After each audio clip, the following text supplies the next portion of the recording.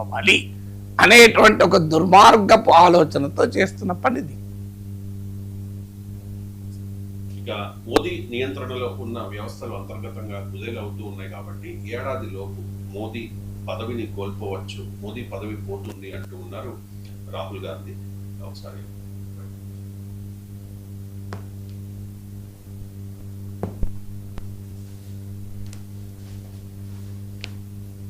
రాహుల్ గాంధీ పై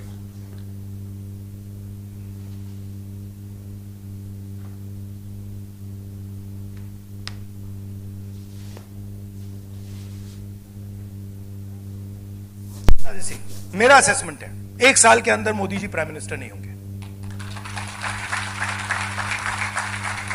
dynamic चल रही है और आप देखना, मेरे अंदाजे से मेरा असेसमेंट है 1 साल के अंदर मोदी जी प्राइम मिनिस्टर नहीं होंगे।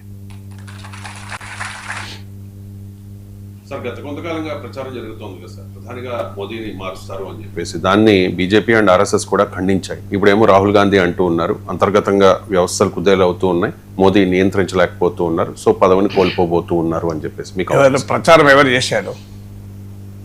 నేనైతే ఎక్కడ చూడలే. మోడీ ఏడాదిలోగా పదవి పోతారు ప్రచారం ఎవరు చేశారు? అంటే 75 years వచ్చిన తర్వాత ఎవరు చెప్పారు? అది బీజేపీ చెప్పిందా? బీజేపీ చెప్పలేదు సార్, ఖండించింది సార్. ఏదో చెత్త వెబ్సైట్లల్లా యూట్యూబ్ తమ్మునేళ్ళ దాన్ని బట్టి ఒక సీరియస్ పొలిటికల్ అనాలిసిస్ లో మీరు అడిగితే నేను ఏం చేయాలి చెప్పాలి మిత్రులు. ఎక్కడ ప్రచారం జరిగింది? అది కూడా తెలుగు యూట్యూబ్ ఛానల్ తమ్మునేల్స్ జరిగింది, అంతే కదా. కానీ బీజేపీ ఆర్ఎస్ఎస్ కూడా ఖండించారు. ఆర్ఎస్ఎస్ కాదు, ఎక్కడ 75 years తర్వాత మోడీ, అది మోహన్ భగవత్జీ కూడా మీకు క్లారిటీ ఇచ్చాడు కదా కరెక్ట్గా. అది నేను అన్నది నా గురించి అని. అందువల్ల మనము ఇలా కాక్ అండ్ బుల్ స్టోరీస్ అంటారు, కాకమ్మ కథలు. ఎవరో యూట్యూబ్ లో వ్యూస్ కొరకు పెట్టేటువంటి thumbnails తో రాజకీయ విశ్లేషణ చేయకూడదండి. నేను ఎప్పుడు పెట్టలే. మీరు నా యూట్యూబ్లో ఎక్కడ ఉందా? మీరు ఏడాదిలో మోడీ పోతాడు అండి ఎక్కడా లేదు. ఎందుకంటే రెస్పాన్సిబుల్ పొలిటికల్ అనాలిసిస్ లో ఒక సోషల్ మీడియాలో వచ్చే గాసిప్, వాట్సాప్లో వచ్చేటువంటి చెత్త మెసేజ్లకు మనం పొలిటికల్ అనాలిసిస్ చేయలేము. అందువల్ల ఎక్కడా అలాంటి ప్రచారం జరగలేదు, అది నిజం కాదు. రాజకీయ రంగంలో జరగలేదు, మీడియాలో నేను రోజుకు 80 నేషనల్ ఇంటర్నేషనల్ వెబ్సైట్స్ 80 వెబ్సైట్లు ఫాలో అవుతాను డైలీ. ఇది కాక ఇంకో 30-40 వీక్లీ ఒక్కసారైనా ఫాలో అవుతాను. నేనైతే ఎక్కడా మోడీ 1 yearలో వెళ్ళిపోతాడు అయినా 75 దాటిపోయింది కదా, కొత్తగా వచ్చేది ఇప్పుడు. ఐ థింక్ ఇది ఆల్రెడీ 75. సో ఆయన పోతాడని ఎక్కడా చూడలేదు. అందువల్ల మీరు ఎక్కడ చూస్తే నాకు తెలియదు సోర్స్ ఏంటో అనేది.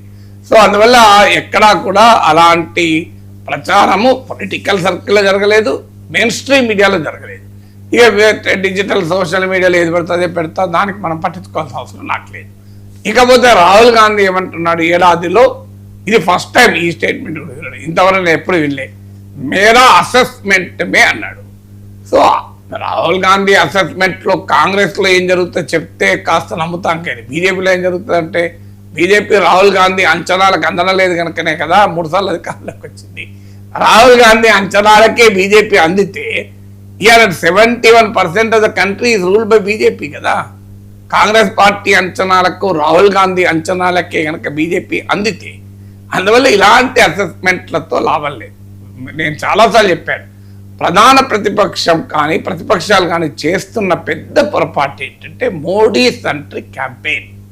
అది బీజేపీకి ప్రతిసారి లాభం అవుతుంది. మోడీనే టార్గెట్ చేసి పర్సనాలిటీని నువ్వు ప్రచారం చేస్తున్న కొద్దీ ఇదే జరుగుతుంది, మోడీ బలపడుతున్నాడు. సో ఎందుకు దానికన్నా మోడీ పాలసీస్ పైన, ఇప్పుడు ఎకానమీ ఉంది, చాలా సీరియస్ క్రైసిస్ ఉంది, మీకు ఇన్ఫ్లేషన్ ధరలు పెరుగుతున్నాయి, జాబ్స్ పోతున్నాయి, ఆర్టిఫిషియల్ ఇంటెలిజెన్స్తో జాబ్స్ రీఆర్గనైజ్ అయిపోతున్నాయి, మీకు పెట్రోల్ డీజిల్ ధరలు పెరిగాయి, ప్రజలంతా గందరగోళంలో ఆందోళన ఉన్నారు, మధ్యతరగతి సేవింగ్స్ ఎరోడ్ అవుతున్నాయి, మధ్యతరగతి ఇన్కమ్స్ పడిపోతున్నాయి. సో ఇలాంటి పరిస్థితుల్లో ఆ అంశాలను వదిలేసి స్పెక్యులేటివ్ పొలిటికల్ స్టోరీస్ను పట్టుకొని ఏడాదిలో మోడీపోతే ఏమవుతారు? అమిత్ షా అయితే ప్రైమ్ మినిస్టర్ ఓకేనా వీళ్ళకు. ఇప్పుడు మోడీ పోతున్నైతే కాంగ్రెస్ రాహుల్ గాంధీ ప్రైమ్ మినిస్టర్ కాదు కదా. ఎన్నికలు మళ్ళీ ఇప్పుడే జరిగితే మళ్ళీ బీజేపీ రాదన్న గ్యారంటీ ఏమీ లేదు కదా. 2024లో 240కి పడిపోయాక బీజేపీ మళ్ళీ హర్యానా గెలిచారు, ఢిల్లీ గెలిచారు, బీహార్ గెలిచారు, మహారాష్ట్ర గెలిచారు, బెంగాల్ గెలిచారు, ఇంకా గెలుస్తూనే ఉన్నారు కదా. అస్సాం గెలిచారు. ఎక్కడ బీజేపీ ఓడిపోతుందని చెప్పండి నాకు. మరి బీజేపీ ఓడిపోయినప్పుడు ఏమవుతుంది? ఎన్డీఏలో మిత్రపక్షాలు అసలు ఎక్కడన్నా వారు వేవరింగ్ ఉందా? యాజ్ ఆఫ్ టుడే ఫ్యూచర్లో ఏం జరుగుతుంది ఎవరని చెప్పలేం. As of today no NDA ally is ready to leave BJP. మరి ఎట్లా ఓడిపోతారు? మోడీ పోతే ఎవరు అవుతారు? ఓడిపోతే అమిత్ షా అవుతారు కావచ్చు, నితిన్ గడ్కరీ అవుతారు కావచ్చు, మీకు ఇంకోరు అవుతారు కావచ్చు, కానీ రాహుల్ గాంధీ కాదు కదా. అందువల్ల why should opposition focus on that. ఇప్పుడు ఎలా ఉంది? వాజ్పేయి ఉన్నప్పుడు వాజ్పేయి బెటర్, అద్వానీ కాదనుకున్నారు. వాజ్పేయి రాయిపోయినాక అద్వానీ బెటర్, మోడీ వద్దు అన్నారు. అద్వానీ అయిపోయినాక ఇప్పుడు మోడీ వద్దు, అమిత్ షా, మోడీ అయినా బెటర్, అమిత్ షా వద్దు అంటారు. చూడండి మీరు. అందువల్ల ఈ రకమైన anti BJP eco system, Vajpayee కావాలి అద్వానీ వద్దు, అద్వానీకి కావాలి మోడీ వద్దు, మోడీ కావాలి అమిత్ షా వద్దు అనే దశకస్తే చూడండి. అమిత్ షా కావాలి యోగి ఆదిత్యనాథ్ వద్దు. అది ఇదెందుకండి choice? Fight on policies, not on personalities. ఈ ఇష్యూలో మోడీ చేసిన తప్పు అని ప్రశ్నించు. అది వదిలేసి రాజకీయ స్పెక్యులేషన్ల పైన తన పార్టీ కార్యకర్తలకు కూడా ఉత్సాహం వస్తుంది అనుకోను. సో ఎన్డీఏలో మిత్రపక్షాల మద్దతు కదలిక లేదు. ఈ mode of the nation, India today survey లాంటివి కూడా మోడీ ఇమేజ్ కాస్త తగ్గినా, బట్ ఓవరాల్ గా మీకు ఇప్పటికీ కూడా మోడీయే టవరింగ్ లీడర్. ఎలక్షన్స్ లో చూస్తుంటే బీజేపీయే కొత్త ప్రాంతాల్లో కొత్త రాష్ట్రాలు గెలుస్తోంది. ఈ అసెస్మెంట్ బేసిస్ ఏంటి చెప్పండి? ఒకవేళ అసెస్మెంట్ ఉన్నా మోడీపై ఇంకోరు వస్తే ఏంటి ప్రతిపక్షాలు దక్కేది? లీడర్ ఎవరో కాదు, పాలసీస్ ఎవరో విమర్శించాలి. ఏ మోడీ క్రైసిస్ ఛాలెంజెస్ ఎదుర్కొంటున్నా అని చెప్పండి. కరెక్ట్. ఛాలెంజర్ ఏంటి? మోడీ ఇప్పుడు రైతు ఉద్యమాన్ని ఎదుర్కోగలిగాడు, మేనేజ్ చేయాలి. ఎదుర్కోనంటే వాళ్ళ మీద ఖలిస్తాన్వాదులను కేసులు పెట్టాడు, ఐటీ కేసులు పెట్టారు. బీజేపీ ఇంటింటికి వెళ్ళి ప్రచారం చేసింది రైతుల కొరకే చట్టాలని. ఫైనల్ గా క్షమాపణ చెప్పి వదిలేశారు. సిఏఏ ప్రొటెస్ట్లను తనకు అనుకూలంగా వాడుకున్నారు. అది మైనారిటీ ప్రొటెస్ట్ కనుక. ఇప్పుడు ఈ కాక్రోచ్ ప్రొటెస్ట్లు, నీట్ పేపర్ లీక్లు ఒక కంప్లీట్ సిస్టమిక్ ఫెయిల్యూర్. అంటే మోడీ నాయక అడ్మినిస్ట్రేటివ్ కెపబిలిటీస్ ను సీరియస్ గా క్వశ్చన్ చేసేటువంటి అంశాలు ముందుకు వస్తున్నాయి.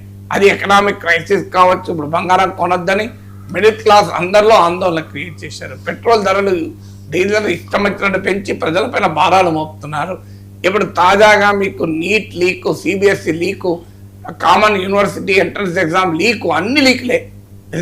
మినిస్టర్ రాజీనామా చేయనంటున్నాడు. ఆ 6th రోజు జంతర్ మంతర్లో కాక్రోచ్ జనతా పార్టీ ప్రొటెస్ట్లు అవుతున్నాయి. దానికి సోనాం వాంగ్చుక్ కూడా వస్తానని ప్రకటించాడు. సో జెన్జీతో పెట్టుకుంటున్నాడు. ఎవరైతే ఇప్పటి వరకు మోడీకి సాలిడ్ ఓటర్ బేస్ గా ఉన్నారో, మీకు రైతు ఉద్యమాలు రైతులనే ప్రభావితం చేస్తాయి. ఇది పేపర్ లీక్లు, ఇలాంటి ఉద్యమాలు సమాజంలో అన్ని వర్గాల్ని ప్రభావితం చేస్తాయి. అందువల్ల డెఫినెట్ గా Modi is facing the serious test now. అది కరెక్ట్. కానీ మోడీ 1 year లో మారిపోతాడు. మారతాడా లేడా నేను చెప్పలేను. ఆయన రాహుల్ గాంధీ అసెస్మెంట్ ఏంటో నాకు తెలియదు. అది ఏ బేస్ మీద అన్నాడో తెలియదు. ఇప్పుడైతే బేసిస్ కనబడతలేదు. We don't know what will happen after 1 year. నా అనాలిసిస్ లో తేడలేదు. 1 year తర్వాత నిజంగా మోడీ పైన నా విశ్లేషణ. ప్రతిపక్షాలకు దానివల్ల ప్రయోజనం ఏంటి అని. Focus more on policies, focus more on Modi government failures, focus more on people's concerns.